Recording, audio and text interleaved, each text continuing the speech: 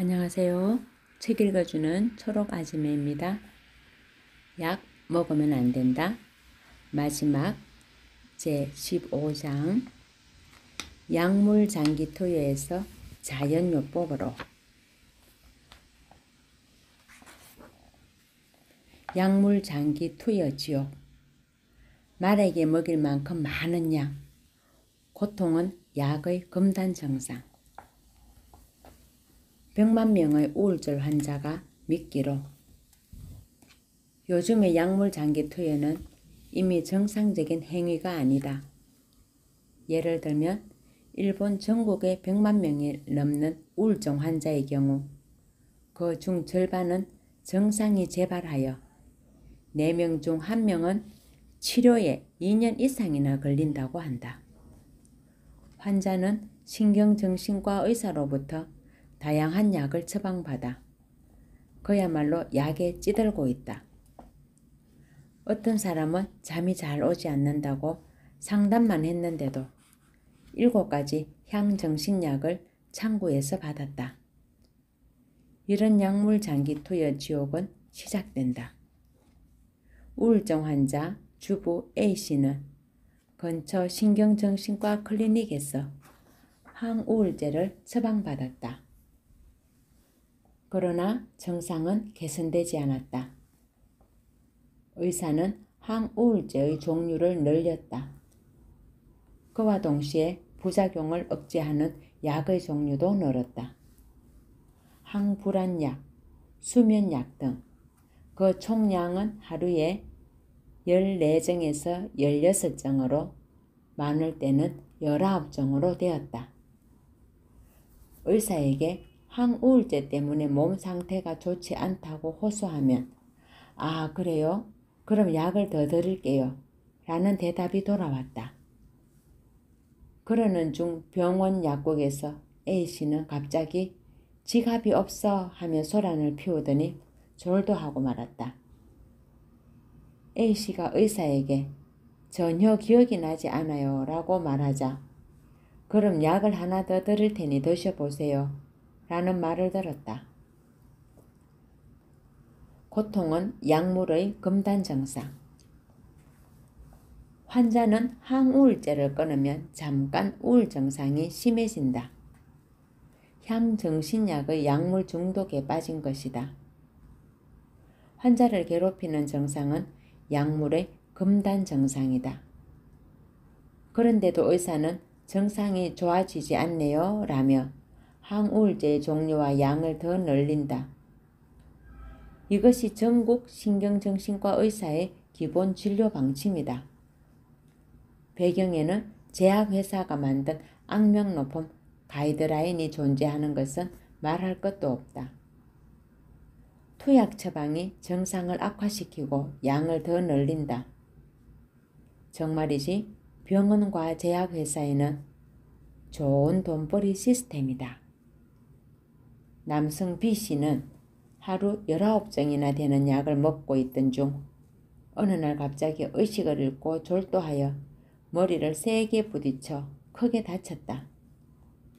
환자가 졸도하는 증상이 병의 증상인지 약의 부작용인지 분간할 수 없어진다. 의사의 일은 그저 약의 투여량을 늘리는 것뿐이다. 신경정신과 의사는 부작용을 설명하지 않고 갑자기 여러 종류의 항우울제를 내민다. 투여량은 점점 늘어간다. 약에 관해 질문하면 불쾌해한다. 약 이외의 대응 방법도 모르고 처방전은 발급하지 않는다. 이렇게 환자를 믿기로 악덕 의사와 제약회사는 살찐다. 의사가 판매원. 젊은이는 마약 중독자, 노인은 약물 기인성 증후군. 대량으로 약을 팔아치우는 약 판매원. 진료를 하지 않은 채 대량의 리탈린을 처방한 의사가 잇따라 적발되고 있다.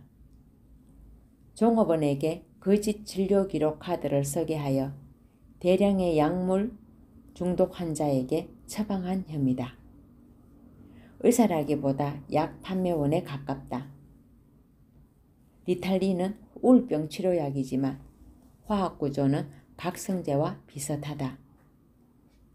의학적으로는 이것도 훌륭한 각성제다.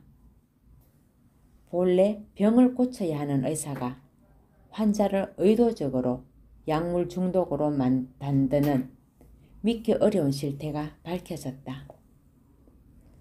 젊은이 사이에서 약물 중독이 갑자기 늘어나는 것도 당연하다. 신경정신과 병원이 약물을 대량으로 넘겨주는 공급원이 되고 있다. 미친 것은 환자가 아니라 신경정신과 의료 그 자체다. 유럽에서는 대화요법으로 큰 성과, 우울병 환자를 극적으로 개선하는 치료법이 재검토되고 있다. 매년 교도소에 들어가는 수형자의 5분의 1, 여성에서는 3분의 1이 각성제 사범으로 재범률도 50%를 넘어서고 있다. 약의 투여를 큰 폭으로 줄이면 된다. 그것만으로 회복할 수도 있다. 그런 얘기를 들으니 웃기는 이야기가 아닐까? 환자는 우울증이 완전히 사라졌다. 살아있는 것이 즐겁다고 미소 짓는다. 장기적으로 재발하는 심각한 우울증의 원인은 다량 투여한 항우울제 약 때문이었다. 예를 들면 영국에서는 약물을 장기 투여하는 등 불필요한 치료를 하지 않는다.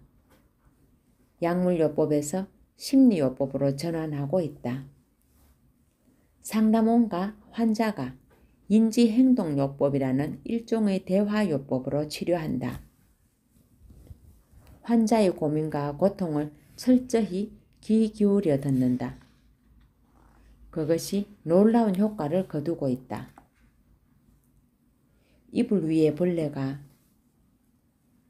여러 가지 약을 함부로 쓰는 것은 신경정신과만의 참상이 아니다. 모든 의료 분야에서 이루어지고 있다. 암치료에서는 약을 함부로 쓸 뿐만 아니라 환자를 독살하고 있다. 그만큼 죄는 무겁다. 약물 대량 투여의 표적이 되는 것이 노인의료다. 88세의 한 할머니가 이불 위에 벌레가 우글우글 거려 잡아줘 라고 비명을 지르며 가족을 불렀다. 부랴부랴 달려온 가족들은 필사적인 얼굴로 이불을 트는 모습에 얼어붙고 말았다. 가족은 처음에는 치매 증상이 발병했다고 생각했다. 그러나 노인은 무려 하루에 14가지 약을 총 35알이나 먹고 있었다.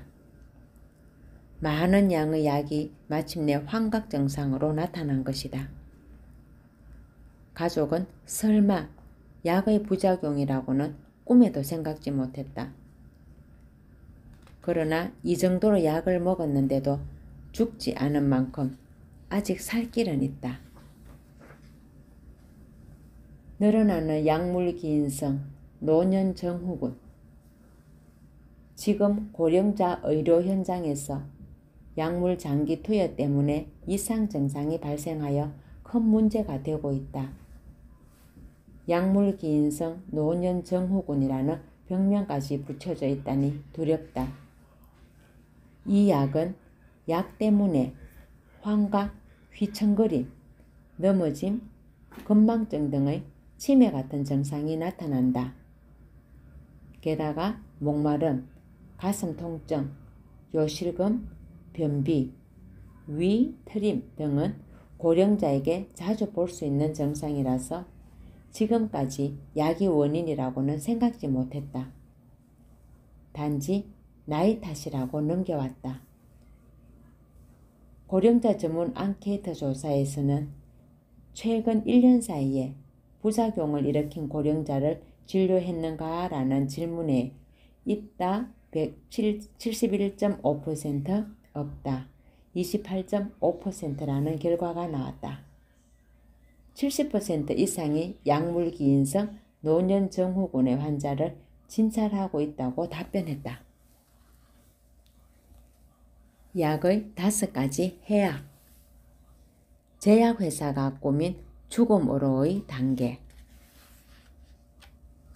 지금도 세계 곳곳에서 진행 중인 약의 피해. 이 책을 여기까지 읽은 사람이라면 약물요법의 5가지 해악에 눈을 떴을 것이다. 약물요법의 5가지 해악은 다음과 같다. 1. 급성병을 만성병으로 만든다. 2. 만성병을 악화시킨다. 3. 부작용으로 약물을 장기 투여한다. 4. 약물 내성으로 양이 늘어난다. 5. 약물 중독으로 폐인이 된다. 그러나 전 세계의 의료 현장에서 5가지 무서운 약물요법 과정이 질서정연하게 조용히 이루어지고 있다. 이 과정을 통해 약의 소비량은 폭발적으로 늘어나고 세계의 거대 제약회사는 많은 이익을 본다. 한편 환자는 자동으로 약물 장기 투여의 단계를 걸으며 마지막에는 약물 중독으로 폐인이 되거나 자살을 하거나 무참한 부작용에 괴로워하다 죽음을 맞이한다. 실로 현대의학은 멘델존 의사가 말하는 사신의 종교다.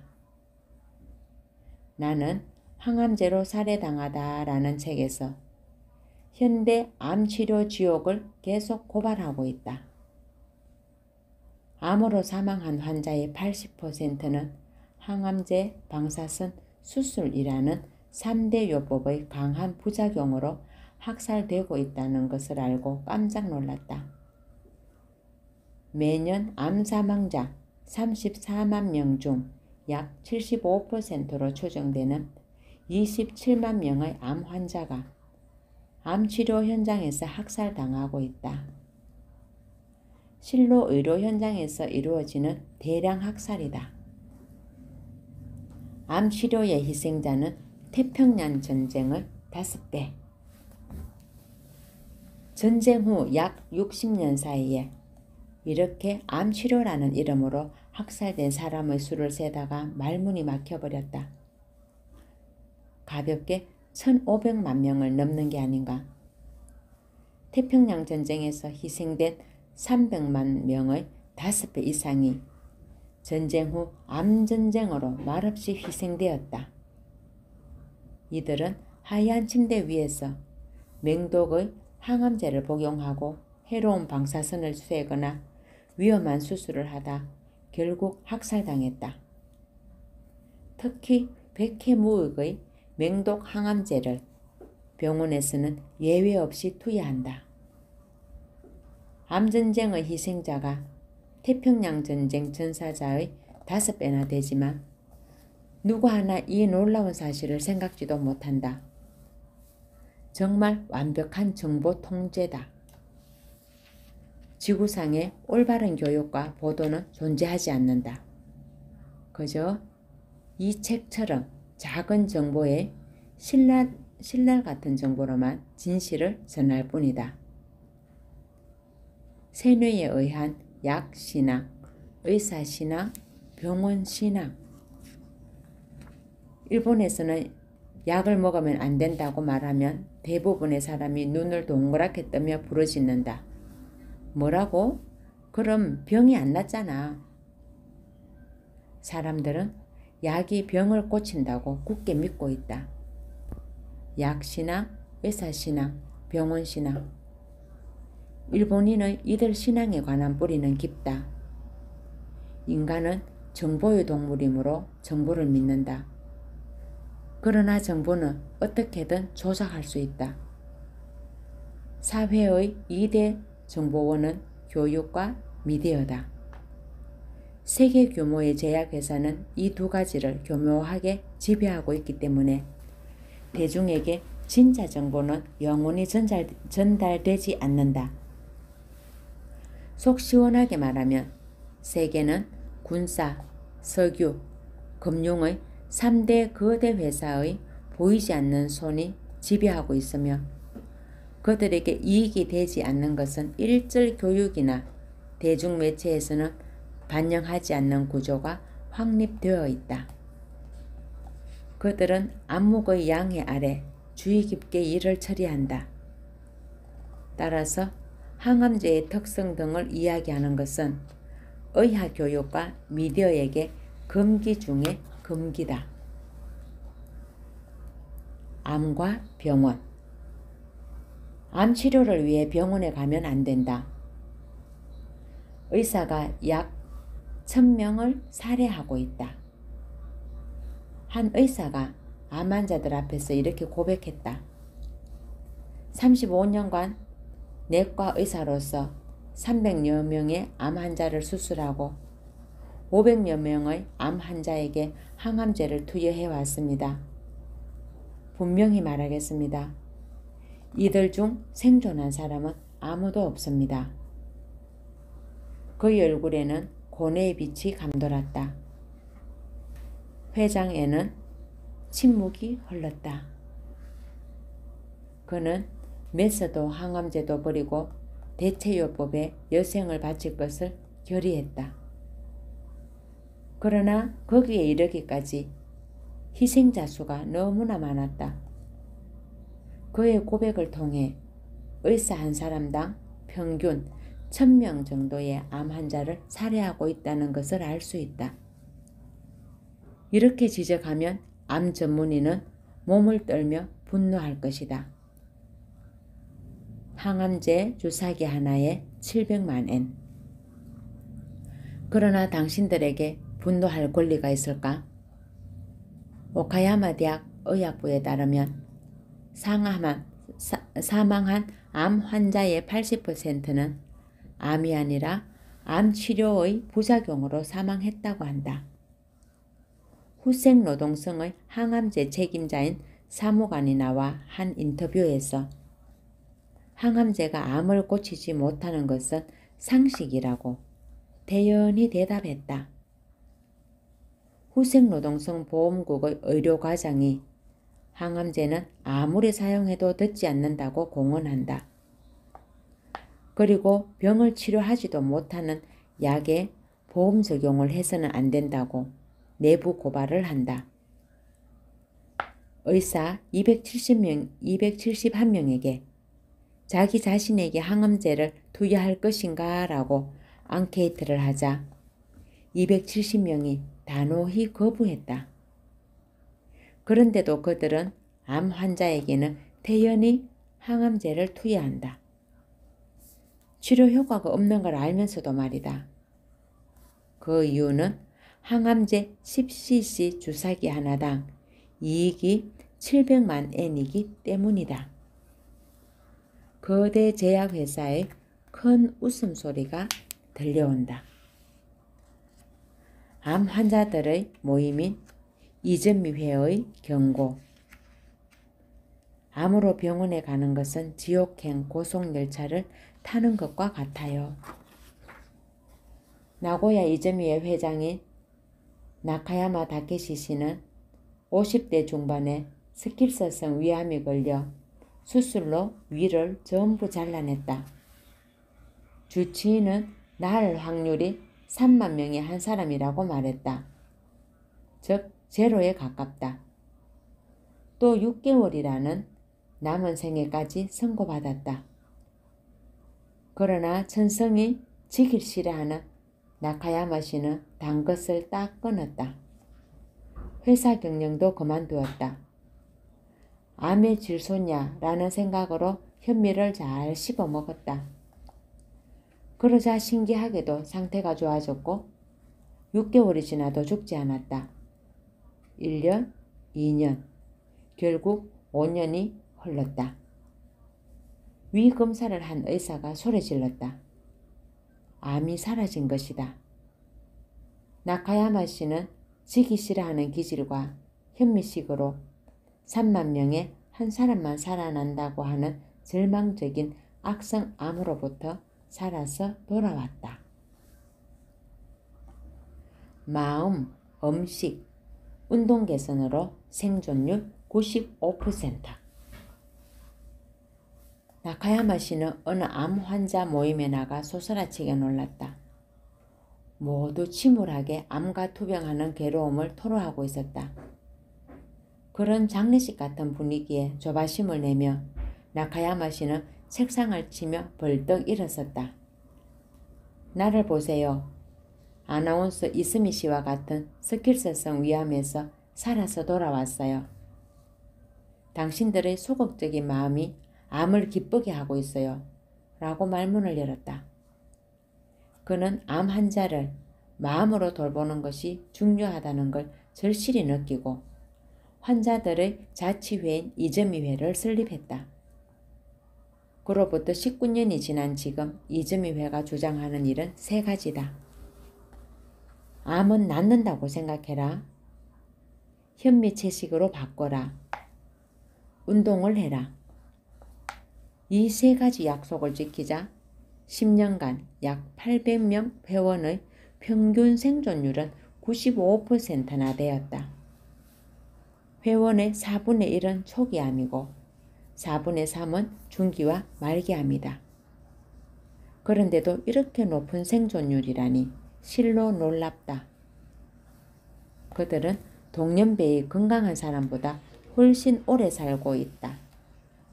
나카야마 씨는 마음과 식사와 운동을 개선하면 암과 함께 고혈압, 당뇨병, 심장병도 치료된다고 크게 웃는다. 병원에 가지 않아도 낫는 자연요법. 이즈미회의 회원은 예외 없이 대부분 병원과 인연을 끊었다. 왜냐하면 병원에서는 유해무익한 항암제 투여, 방사선 치료, 수술을 되풀이하기 때문이다. 병원에서 항암제나 방사선으로 몹시 지친 상태로 모임을 찾아오는 분도 있어요. 하지만 유감스러운 결과로 끝나고 있어요. 병원에 가지 않았으면 아직 나을 가능성이 있었는데 병원에 간 암 환자일수록 살아나지 못한다니 정말 얄궂다.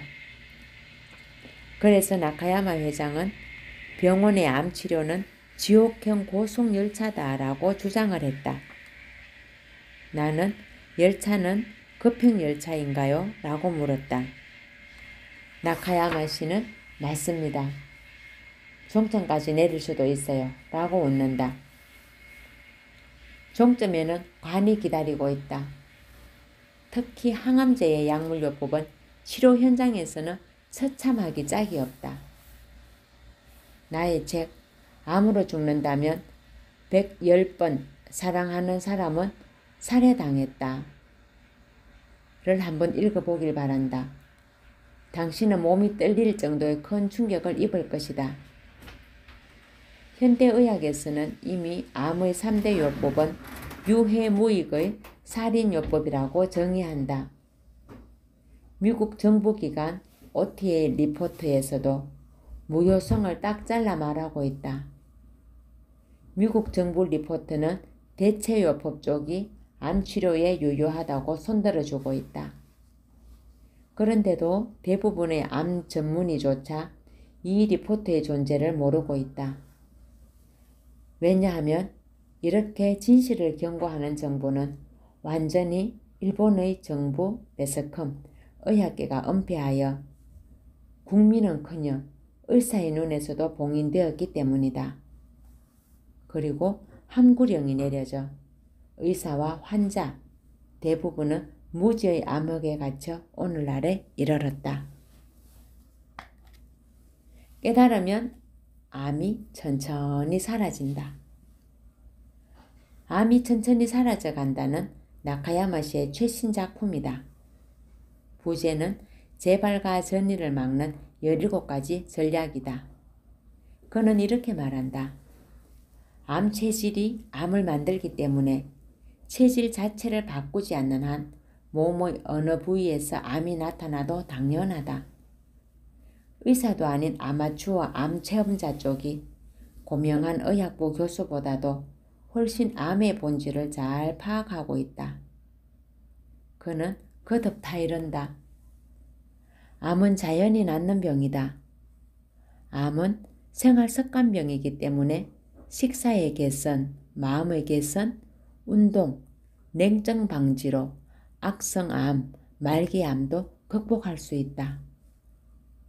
생활 양식을 바꾸고 자연 치유력을 높여 암세포를 물리친다. 이 대책밖에 없다. 실로 이 책은 이점희의 19년의 실적에 의한 암 재발 방지의 집대성이다. 교훈으로 쓸모 없어진 사람, 쓸모 없어지기 쉬운 사람의 문제점도 예로 들고 있다. 암을 숨기고 싶어하는 사람, 마이너스 사고를 하는 사람, 자기 중심형인 사람, 언제나 무언가에 매달리는 사람, 사고방식을 바뀌지 못하는 사람, 싫은 이야기를 듣지 못하는 사람, 남의 탓으로 하고 싶어하는 사람, 초조한 마음을 계속 가지는 사람, 살아가는 희망을 잃고 만 사람, 실로 자신의 암을 극복하고 많은 사람을 구해온 나카야마 시만의 함축성 있는 가르침이다.